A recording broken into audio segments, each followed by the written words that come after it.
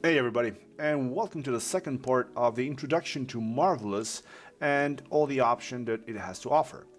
Now we are going to continue off where we stopped in the first video, so if you haven't watched that one, go ahead and check it out.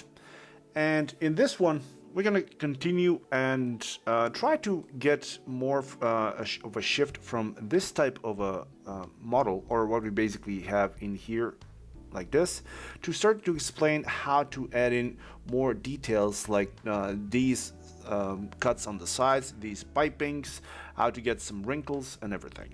So for this one, I'm actually going to use the same model that we have over here, but instead I want to make this thing a bit shorter. So in here, I can see that my size for this is set at 70 centimeters. So maybe I want to get this thing to be shorter. So the way to do that is you go over to Edit Pattern.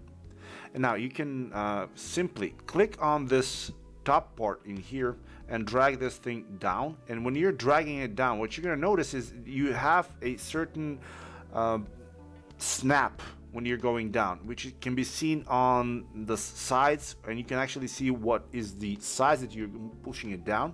Now, while you're holding down the first mouse click, you can right click, and this will actually give you this option to choose how much you want this thing to move down for. So for example, if I want to have a 50 centimeter height for this, and it's been 70, so if I move it down for 20 centimeters, go down 20, you're going to see that this thing translates to 20 and this is 50. So if I click OK, now this thing here in our pattern window will be down to 50, and at the same time it will go down on our 3D model as well. So now if I simulate, you're going to see that this thing just instantly updated.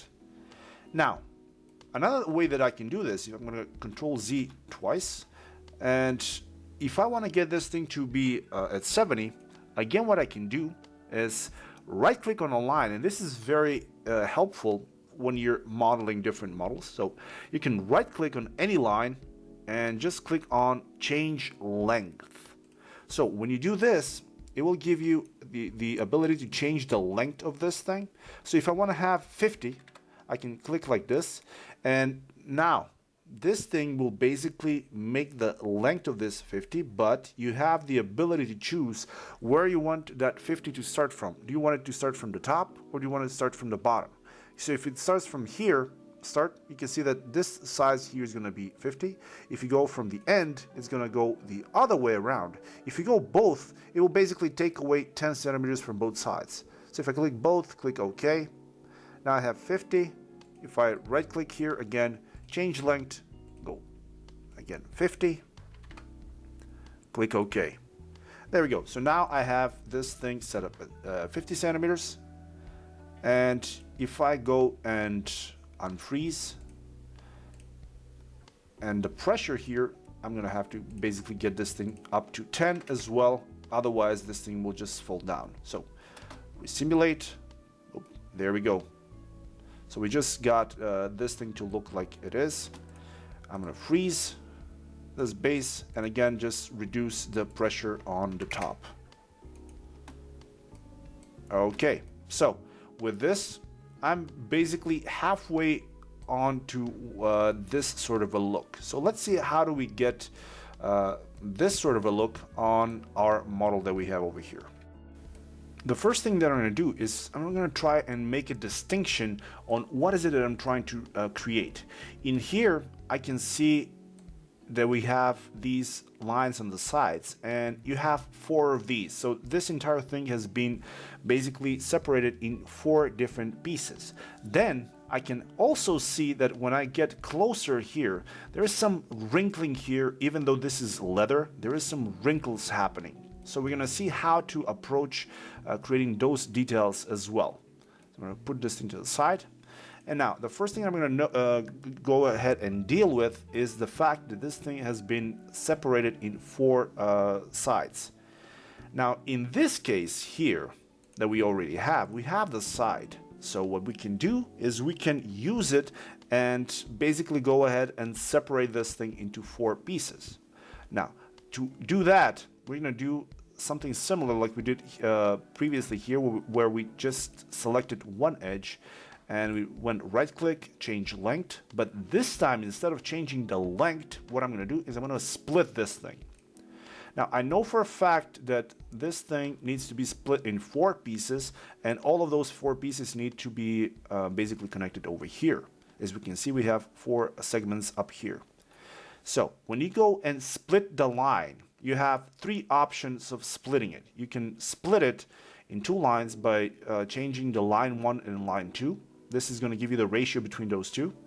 You can split it by length, and you can have a uniform split. In our case, we want a uniform split.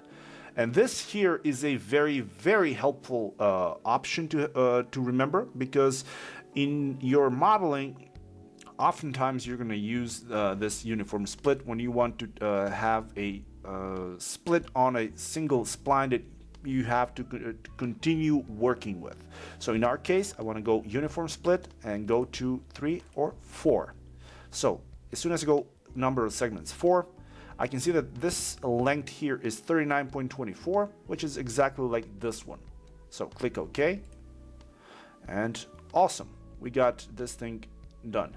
Now we can right click here, split, again do the uniform split, 4, and boom, there we go. So now this thing has been divided in 4 sides.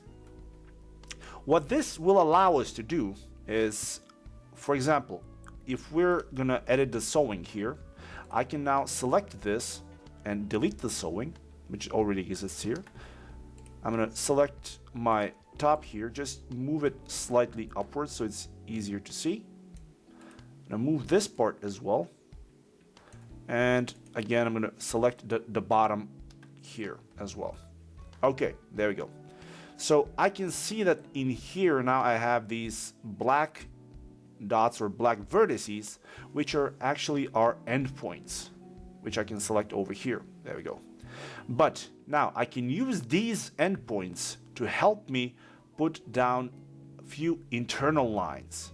Now, we haven't talked anything about internal lines up until now, so this is a very good time to mention how they work. The way you add internal lines is you go over here. You click and hold down the mouse, and it will actually allow you to create an internal polygon line, an internal rectangle, ellipse, or a dart. For now, we're just going to use the first one, which is a polygon or a line. Click on it, and now we're going to click here, move down, and you're going to notice that if you're moving in a straight line, you have this thing snapped. So click here, and once you're done, just press enter. That will create an internal line. Click one more time, and one more here, enter. That creates another one, and click and move down here and enter. Awesome. So we have some internal lines, and right away in our model you can start to notice that around here we have a distinct line which is separating where this side of the model is basically cut down. Now, what the internal lines does is it's actually changing the geometry on this model. So what this means is that now this geometry, if I go ahead and take a look at my mesh, is I'm going to notice that these lines are actually followed by the geometry, or how the geometry is made. If I just deselect everything, you're going to see that these internal lines actually do make a geometrical distinction. So it's a very important thing to remember, because if you want to have a smooth surface, you are not supposed to add in internal lines, but instead you need to convert them into baselines. But more about that later on. So for now, what I can do here is I can go ahead and now segment sew, and I want to segment sew it like this. One thing that I can mention is that when you're sewing the segments, you can do it in the 2D window like this, or you can do it in the 3D window. Now the 3D window sewing, I think it's started going from around MD5 or 6. So if you're using an older version, you cannot sew these guys in the 3D window. So take that into account. But very important thing, when you're sewing these pieces, make sure that when you sew them, they basically, you don't end up with something like this. You do not want to have a cross match like this. So make sure every time you sew, you go one side to the other so you have straight lines. Let's do the same thing on the bottom. Again, like I'm just gonna say it one more time, make sure you don't end up with a cross between your polygons when you're sewing these pieces, because that's gonna end up giving you a lot of problems later on and the simulation won't run correctly. So now I'm gonna unfreeze this, let it simulate down. Again, I'm gonna have to increase the pressure on here until this thing on the side gets the right size. Again, freeze it, and again, put this thing to 1. All right. So with this, we basically have our base. So the next thing I want to do is I'm actually going to go ahead and freeze the top as well. So now I have all of my 3 pieces are frozen. And now this is a very important thing we want to address. When you want to start adding in details, like I can see these small wrinkles around here, or I want to add in some more wrinkles around maybe in this part, I want to have another piece of cloth which is going to simulate on top of our original one. So what this means is that I'm going to select these 2 pieces that I'm actually going to use. I don't need the bottom one because it's really not visible in this case, but in your case, if you want to have another extra piece, you can just select that one as well. So once you have these 2 selected, you right click on it and you go layer clone over. Now this will make a copy of this, just like we saw in the first video. Put it above over here. And now what this does, it will basically take the new piece that we just created, put it on top of the already existing one, and sew it to the underlying shape. As you can see over here, we have this, and it's sewn on top of this. All right, so if we have these 2, I can select them both, right click, and unfreeze. Now, if I let the simulation run, right away, you're gonna notice that because these guys have been sewn together, we have this distinct cut in the middle in here, and looks really nice. It's like halfway there, so to speak. Now, there's a good chance that in your case, you might actually see something like this. So when you have this, you have internal lines shown, and they might actually show up on your side like this. So a word of advice is that whenever you want to see something in your 3D view or something in your 2D view and it's not there, maybe it's something like that I'm working on, you can always find it in the display. For the 3D view, it's right here, and for the 2D view, it's right here. Now, here's what we do. We want to add in more wrinkles. Adding wrinkles actually is not that hard. And to understand how that is added, you basically need to understand, so to say, the anatomy of a wrinkle. You get wrinkles when you have extra bit of cloth or extra bit of fabric on top of a smaller piece. So what this means is that, for example, if I take this piece over here and let's just go ahead and, oh, here's another way. You select this thing with a transform pattern. I'm going to stop this, the simulation. And here's another trick that I didn't know up until a certain point, is when you select something, you can basically move the pivot by double clicking on it. When you double click, you can see that now this thing just became red.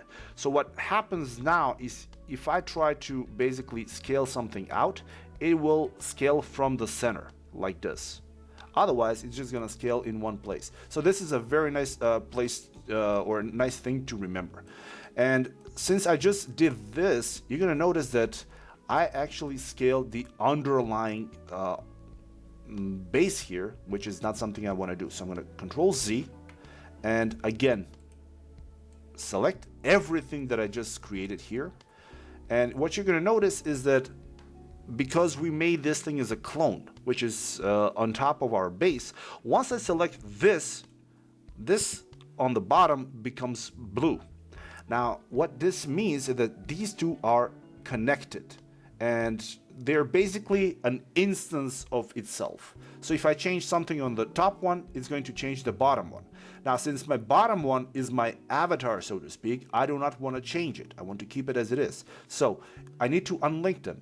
Right click and just click on remove linked editing. As soon as you do that, this thing, the underlying, is no longer edited. Or if I change this, you see how now it scales up in only one size, but I don't want it to do that. But instead, I just go ahead, double click on the center. The pivot is selected.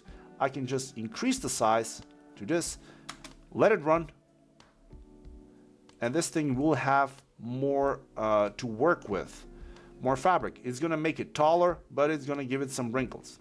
Now, I'm going to go back. That's the one way of adding it. But the other way is you can use the shrinkage, weft, and warp. Now, what shrinkage, weft, and warp does is it will basically condense the geometry. So it will, even though if it's the same size, it's going to look like you have more fabric. So I'm going to let the simulation run for now. Select this. And in here where it says simulation properties, we're going to increase the shrinkage weft to maybe 110. As soon as I do that, you're going to notice that this thing just got a bit more wrinkly, or has just rose up similar to what we got when we scaled this thing. Now, the warp thing, if I go ahead and make this thing to 110, you're going to see that this thing even rises even further. Now, to get more out of this, what I need to do is I need to increase the density of the actual geometry. And what this translates into Marvelous Designer is the particle distance. So here is basically how thick the density of the geometry is. So what I'm going to do is, just so you can see it better, I'm going to go in here, click on this button over here, and now you can actually see all the triangles for the simulation. Now, to get those nice wrinkles, what I'm going to do is I'm going to decrease the particle distance to something like 10. And notice what happens with the geometry. As soon as I hit on 10, now we have much more geometry. And since we have much more geometry, now this thing is starting to look, there we go, more wrinkly on the sides. What I can do here again is now get this thing back to 100.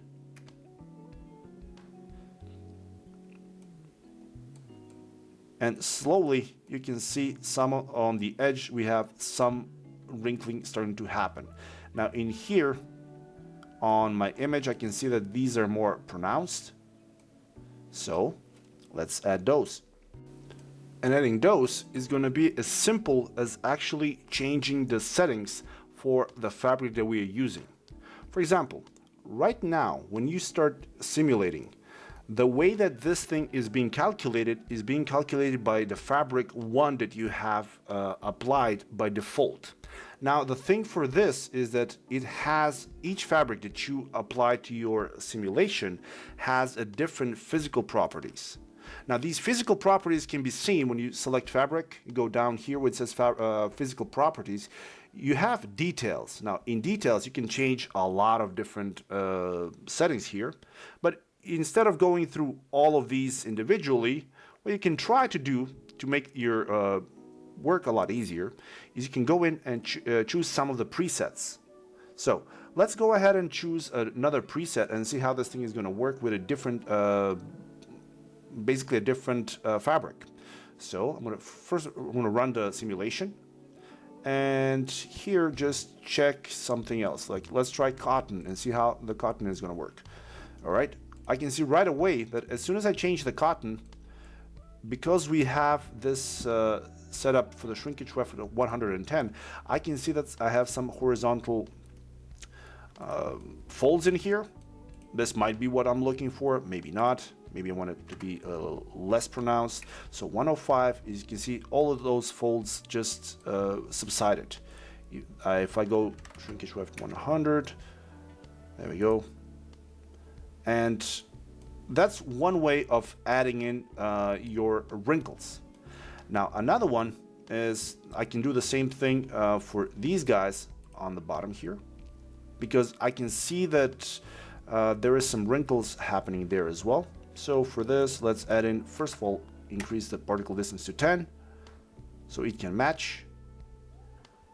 Awesome. I can see that it does have a bit more pressure than the rest. So I'm going to go and increase the pressure to maybe like 20. All right. And what I'm going to do is I'm going to hit add, and this will add in another fabric. Now, this is another good thing to remember, is that when you're simulating, you can have a different fabric for different things with different physical properties. So that's why I'm going to use this fabric and apply it over here, just so you can easily see it. When you click on the fabric, you can change some of the visible options for it. For example, for the color, let's just give it a more distinct color so I can actually know what is happening or which fabric I have applied here. There we go. So I have this. Now for this one, I'm going to choose, let it run, and I'm going to choose a different, oh, there we go, just a different preset for this one. So let's go with pretty much anything that would wrinkle better. Okay, so cotton 12, not really linen. It's really, again, not giving us a nice wrinkle. Let's just check and see. Okay, shrinkage weft, let's give it a 105. And for the warp as well, 105. This should give us a bit more to work with. There we go. So right away, I can see that I'm getting this look. And if I compare this with what I'm looking at over here, this is starting to get that look. We have that stretching here, and if you put a texture on top of this, this will really look like the model that we're trying to recreate. All right, I can again try a few more presets, but you get the idea. It's basically playing between the preset for the physical properties and the weft and the shrinkage warp and the shrinkage weft to get the side wrinkles to look right. And the last thing that we can do in order to get this sort of a look here, I would generally do this inside 3ds Max once I actually export it, but we can do it inside MD, and that is to add the piping. Now if you take a look at our model here, we can actually see that on the corners we have a piping going around. Now MD does have that ability. So what you do is when you go in your third or 3D view, what you can do is click on piping, this button over here. So click on it, and this will allow you to basically choose where you want to have that piping happen. So when you click, you can see that it follows along. Click over here, just so it finishes, and all the way across to here. Once you click and finish this thing, this will create a piping around your model. Now, as soon as you do this, what you're going to notice is that over here you have some editor properties, and in here you can control how thick or how big this piping is. So if I go ahead and increase the width to maybe 0.5, this will make it a bit bigger. And as soon as I start the simulation, this thing should snap together, and there we go. So I now actually have piping geometry going all around this piece. And again, like I said, you can do this inside 3ds Max, or you can do it with MD, whatever feels more easy for you. Generally, I would do it inside 3ds Max because you can just select the spline and make it renderable. But if you don't want to do it that way, if you want to get a more realistic looking piping, you can do this. And as you can see, it looks really, really nice because it's not a uniform spline. It has more of a noise look to it. You can do the same thing for the sides. In this case, I'm actually not going to do it. I don't really need to, but you can go for it on your model. So having said all of this, in this video I think we covered quite a few important options to know or understand how they work about Marvelous Designer. In the next videos we're going to continue explaining even more of the options and how to use them correctly, just so you can learn how MD actually deals with the simulations. So I hope you guys had fun and you did manage to learn something new here from this video. If you'd like to support me, you can click the join button, and the direct links for the supporting will be in the description below. And the most helpful thing you can do is always just click the like and subscribe buttons if you're not subscribed yet, and comment below in the videos. So as always, thank you very much for watching, and I will see you all in the next video. Bye bye.